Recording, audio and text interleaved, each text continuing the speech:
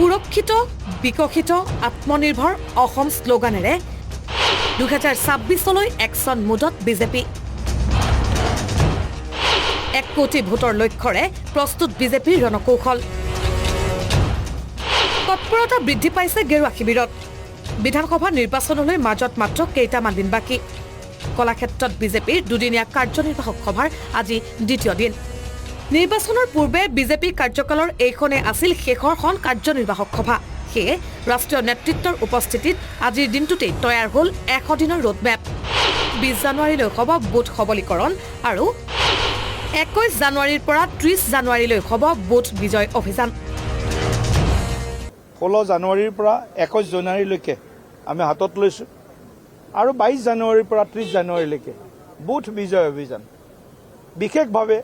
আমি এই কাৰ্যসূচী আমাৰ সৰ্বস্তৰৰ সকলো কাৰ্যকৰ্তাই এই কাৰ্যসূচীত তেওঁলোকৰ সময় বিনিয়োগ কৰিব সৰ্বশক্তি প্ৰদান কৰি প্ৰত্যক্ষভাৱে ৰাইজৰ মাজলৈ যোৱাৰ আহ্বান দিলীপ শইকীয়াৰ বিগত কাৰ্যকালত চৰকাৰে কৰা উন্নয়নমূলক কাম-কাজ আঁচনিসমূহ ৰাইজৰ মাজলৈ লৈ যোৱাৰ আহ্বান ৰাষ্ট্ৰীয় কাৰ্যকৰী সভাপতি নীতিন নবীনৰ ইফালে যিমানেই নিৰ্বাচনৰ দিন চমু চাপিছে সিমানেই ভিৰ বাঢ়িছে প্ৰাৰ্থিত্ব প্ৰত্যাশীৰো তেনে ক্ষেত্ৰত প্ৰাৰ্থিত্ব প্ৰত্যাশীক উদ্দেশ্যি বিএল সন্তোষৰ মন্তব্য কেৱল বায়'ডাটা বনালেই নহ'ব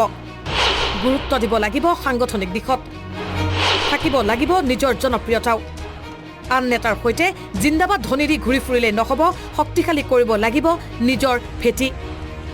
ভেটি শক্তিশালী নহ'লে নাপাব টিকট ৰাজ্যিক সভাপতি দিলীপ শইকীয়াৰো একেই মন্তব্য পদ 1 প্ৰত্যাশী অনেক শীঘ্ৰেই প্ৰত্যাশীৰ সংখ্যা কমাব বিজেপিত জয়ৰ সম্ভাৱনা থকা প্ৰাৰ্থীকে প্ৰদান কৰিব টিকট যাৰ জিকাৰ সম্ভাৱনা বেছি আছে তেনেকুৱা ধৰণৰ কথাবিলাক আমি লাহে লাহে প্ৰাৰ্থিত্ব প্ৰত্যাশীসকলৰ মানে মনলৈ আমি আগবঢ়াই লৈ যাম আৰু তেওঁলোকেও লাহে লাহে বুজিব যে আমি বিচাৰিছোঁ যদিও কোনোবা এজনেই টিকেট পাব আৰু তেওঁক জিকোৱাৰ কাৰণে আমি সকলোৱে যিজনে টিকেট পাব তেওঁক জিকোৱাৰ কাৰণে সকলোৱে আমি দেহে কেহে লাগিম আগন্তুক নিৰ্বাচনত কেনেদৰে অধিক ভোট গ্ৰহণেৰে তৃতীয়বাৰৰ বাবে দিছপুৰৰ গাদী দখল কৰিব তাৰ এই মন্ত্ৰণা দিলে ৰাষ্ট্ৰীয় কাৰ্যকৰী সভাপতি নীতিন নবীনে মুঠতে এই 100 দিনৰ ভিতৰত প্ৰতিটো বুথ অধিক শক্তিশালী কৰিবলৈ আহ্বান দিলীপ শইকীয়াৰো ৰাজ্যৰ পদূলিয়ে যাব বিজেপিৰ নেতৃত্ব সকলো শ্ৰেণীৰ লোকৰ বাবে আমি যিমানখিনি কাম কৰিলোঁ সেই কৰা কামখিনি আমি আকৌ এবাৰ ৰাইজক সোঁৱৰাই দিবৰ কাৰণে আমি ৰাইজৰ পদূলিয়ে বুথে আমি যাম গুৱাহাটীত উপস্থিত হৈ নিৰ্বাচনী ৰণডংকা বজালে ৰাষ্ট্ৰীয় নেতৃত্বই সম্পূৰ্ণ নিৰ্বাচন কেন্দ্ৰিক আলোচনাৰে সামৰণি পৰিল ৰাজ্যিক বিজেপিৰ শেষৰখন কাৰ্যনিৰ্বাহক সভা ভিডিঅ' জাৰ্নেলিষ্ট শ্যামলৰ সহযোগত প্ৰিয়ংকা দাসৰ ৰিপৰ্ট আসাম টক্স